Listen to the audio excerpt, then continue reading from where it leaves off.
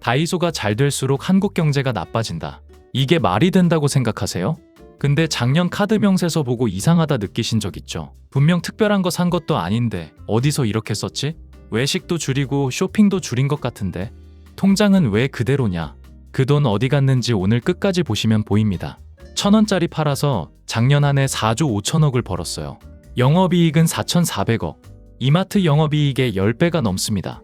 근데 이게 반가운 이야기냐 하면 꼭 그렇지가 않아요. 생각해보세요. 다이소가 이렇게 잘 나가는 시기, 여러분 지갑은 어땠습니까?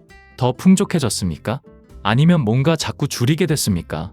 본격적인 이야기 시작하기 전에 구독과 좋아요 한번 부탁드립니다. 자, 먼저 숫자부터 볼게요.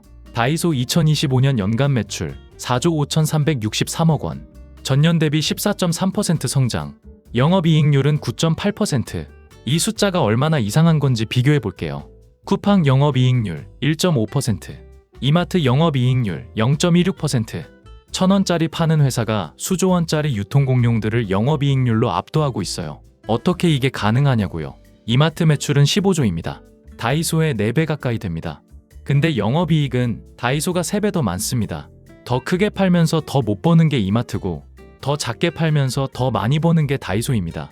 1,000원짜리 파는 회사한테 유통대기업이 수익에서 지고 있습니다. 이게 진짜 말이 됩니까? 비밀은 구조에 있어요. 가격을 먼저 정합니다. 그 가격에 맞게 공급망을 설계합니다. 광고비는 연간 40에서 60억, 매출 대비 0.15%예요. 쿠팡이 2에서 3% 쓰는 것과 비교하면 15분의 1도 안 됩니다. 그리고 엄청나게 많이 팔아요. 초당 127개씩 팔려요. 제가 이 문장을 읽는 동안에도 수백 개가 계산대를 통과하고 있는 거예요. 근데 여기서부터가 진짜입니다. 이 구조가 우리한테 어떤 신호를 주고 있는지. 경제학에서 이런 현상의 이름이 있어요. 불황형 소비, Recession Spending. 대한상공회의소는 2025년 소비시장 키워드로 생존 서바이벌을 첫 번째로 꼽았습니다. 생존이에요, 성장이 아니라. 통계청에 따르면 지난해 가구당 월 평균 실질 소비 지출은 252만 원으로 전년 대비 0.4% 감소했습니다. 실질 소비 지출이 줄어든 건 코로나19 충격 이후 5년 만에 처음입니다.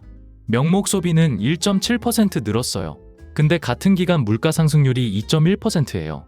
돈은 더 썼는데 실제로 산 건 줄었다는 얘기예요.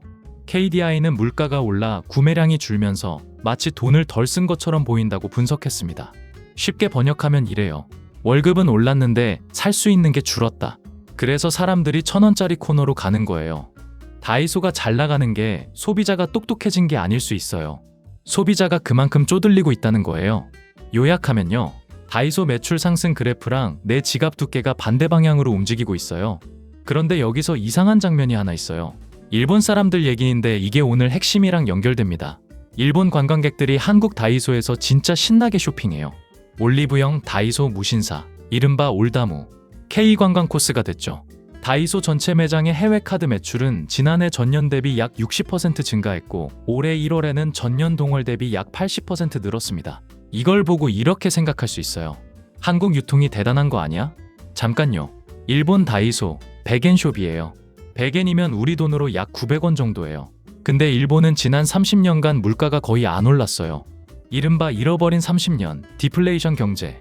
그 나라 사람들이 한국에 와서 다이소 쇼핑이 싸다고 느끼는 거예요. 물가가 30년간 안 오른 나라 사람들 눈에 우리나라가 싸게 보인다. 그게 칭찬이 아니에요. 우리가 한국 다이소를 찾는 이유랑 일본 관광객이 한국 다이소를 찾는 이유가 어쩌면 같은 거예요. 가격이 부담스러워서. 우리는 그게 일상이고 그들에게는 그게 여행지의 즐거움이에요. 같은 1,000원짜리 앞에서 다른 감정이 생기는 거죠. 이게 우리가 있는 자리예요.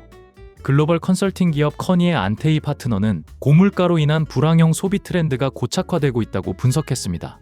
고착화. 이 단어가 무서운 거예요. 일시적인 게 아니라는 얘기거든요. 잠깐 아끼는 게 아니라 이게 소비 방식의 기본값이 돼가고 있다는 얘기예요. 다이소 수익 구조의 핵심을 다시 볼게요. 초당 127개가 팔려요. 적게 남기고 엄청 많이 파는 것. 이게 유지되려면 뭐가 필요하냐?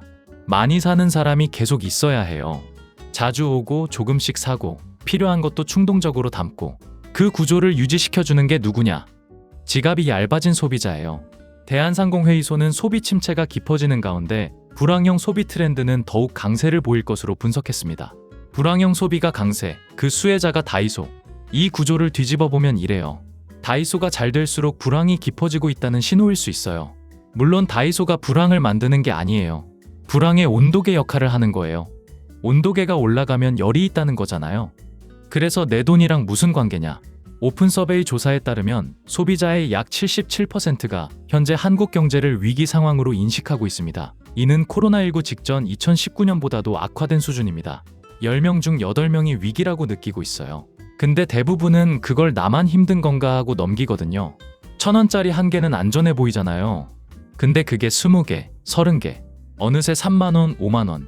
위험하지 않아 보이는 숫자가 반복되면서 지갑이 비워지는 구조예요.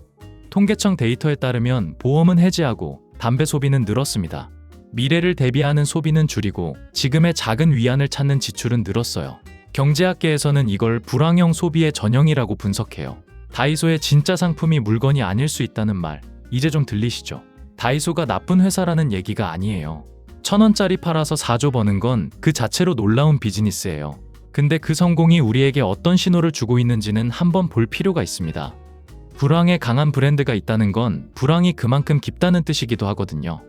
IMF 때 다이소가 급성장했어요. 코로나 때도 성장했어요. 그리고 지금 또 역대 최고 실적이에요. 이게 다 우연일까요? 우리가 다이소를 선택한 게 아닐 수 있어요. 다른 선택지가 점점 좁아진 거일 수 있어요. 그 차이가 보이는 순간 1,000원짜리 집어드는 손이 조금 다르게 느껴질 겁니다. 문제는 특정 브랜드가 아닙니다. 우리가 왜 싼 것만 찾게 되었는가입니다. 그리고 어쩌면 1,000원이 싼 게 아닙니다. 우리가 비싸진 세상에 이미 살고 있는 겁니다. 이상 돈의 속마음이었습니다. 고맙습니다.